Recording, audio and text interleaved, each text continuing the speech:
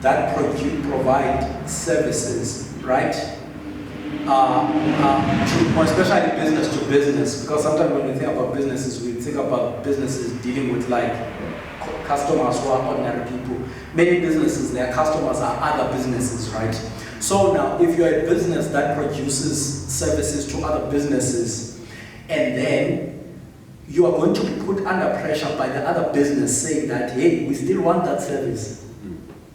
We still want that service, right? And then it's a chain thing. You'll find that this business also wants that service because someone wants putting pressure. Someone else is putting pressure. So someone is saying, hey, we want that service. If you don't give us that service, we will find someone else who will give us that service. Do you understand? So then, and then they have to put pressure, etc. And the end result now is that companies have this thing now that we have to think of the safety of our people, but at the same time we need to be productive. Because if we're not productive, someone is going to steal our bread. And then after all is said and done, we will end up having no bread left. So let's try to be productive. But what will happen is that sooner or later they will not be able to operate at the peak. And one of the solutions that they are going to find is to say that in order for us to be able to survive, we're going to have to find all of the jobs, all of the employees that add the least amount of value, however they quantify that, and we're going to have to start training in order for us to limit the amount of money that we have to pay in order to increase the chances of our business surviving. So chances of jobs being lost after the smoke clears, they are there. So these are some of the things that we are going to have to think about. Just on that line, I've seen in other developed countries that are affected by this coronavirus, a government intervening to rescue businesses. I think there was an example you shared with us earlier. I think it's Britain, one of the countries where the government decided to pay 80% of the salaries of workers in these various businesses. What do you make of that? In the South African context, I'm now moving from the developed to the developing countries. Yes. Yeah. So what do we make of that? Can the South African government make similar sacrifices for the various businesses? So to be clear, as far as that story is concerned, I don't know the footing. I don't know if the government is going to pay the salary of government employees or they will pay out the businesses. I'm not certain. Okay. But whatever the case is,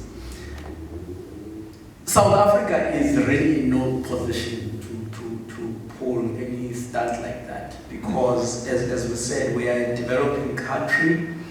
And without getting to, I don't know if this would be a political statement too much, I don't want to get too much into politics, but we have too much corruption, too much of our money is being chowed, and you know, the bucket has too many leaks, such that all of the measures that could be in place in order to assist the economy or rather to assist the nation so that it has higher chances of getting out of this with the least amount of impact. They are not rightfully there. There are dire times ahead of us. I think we just need to come into terms with that. But with that being the case though, panic is our worst enemy. Yes. The more people panic, the more businesses panic, the more governments panic, the more they are going to do stupid decisions that are going to end up costing them. So I think at all levels, both at the individual level, at the business level, at the government levels, constantly there needs to be an assessment of what is actually happening, what can we best do, what ways can we do. There has to be a degree of flexibility. I think Brother Michael touched on this. There has to be a high degree of flexibility at all levels in order for us to be able to move out of this being affected as least as possible, I'd say.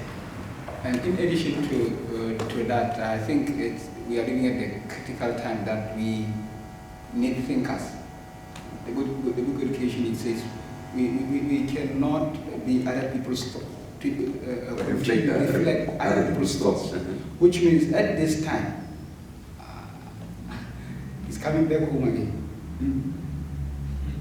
During this time, Adventism was supposed to be seen when there are crises like this.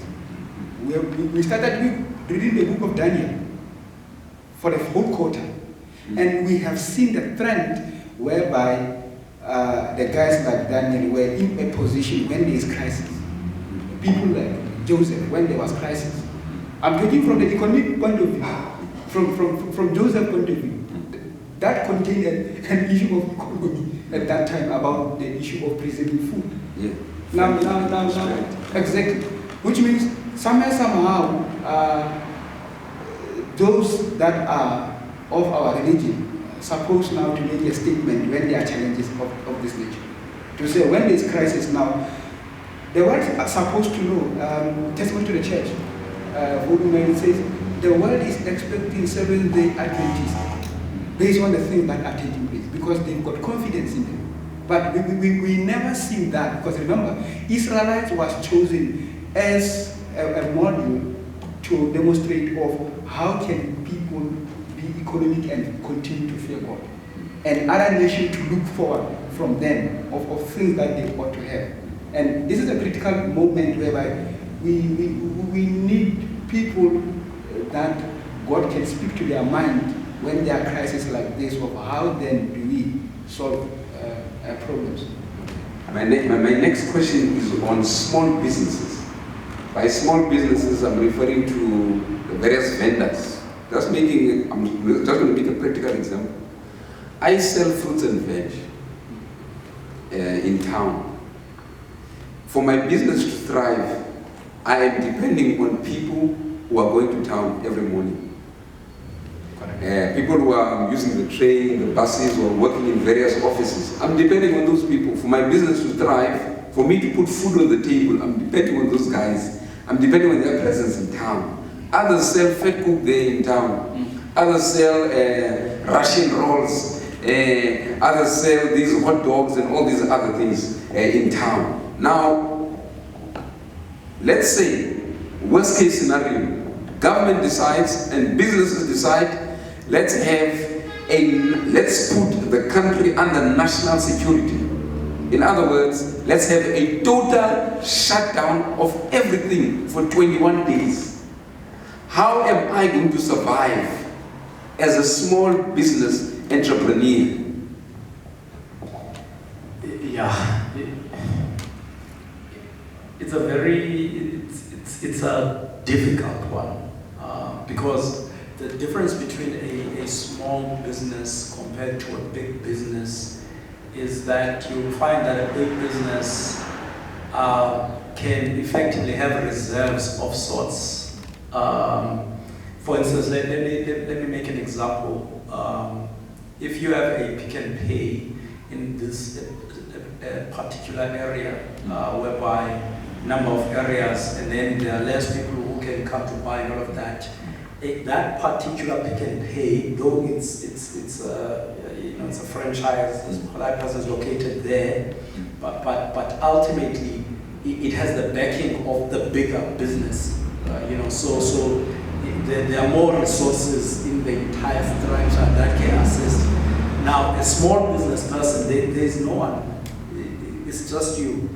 So small businesses are probably going to be affected the most, and how would they be able to survive? I think it's somewhat similar to the same principle under which individuals would be able to survive under this, and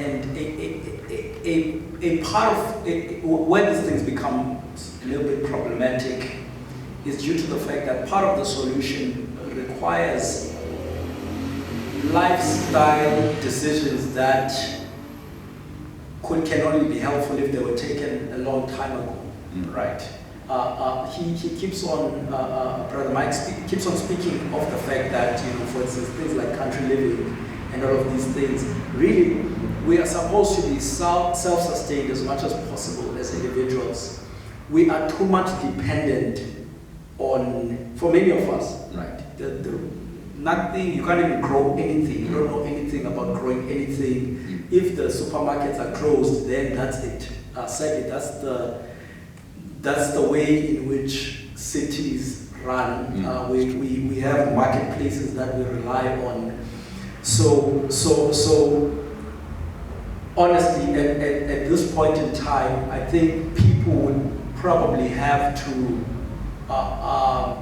from the basis of a business person, the only way that they can survive, similar to an individual, is if they had, there's this concept of so I'd say the business would probably have to shut down, but then the business person, similar to everyone else to a degree, of course, many of us will have jobs that would continue paying us, but let's say for argument's sake, the jobs were saying that, you know what, for now, you're taking unpaid leave or whatever the case may be. There's this idea, this is touching a little bit on the finances now. There's this idea of, for one, having emergency funds. This concept of eating everything without at least giving yourself a safety net, maybe that's one of the lessons that we are supposed to take out of this. We need to give ourselves a safety net so that when emergencies come, we have a little bit with which we can buy supplies. But even then, not buying selfishly. I must add that idea. The idea is to say that, okay, there's going to be a shutdown for X amount of days. So let me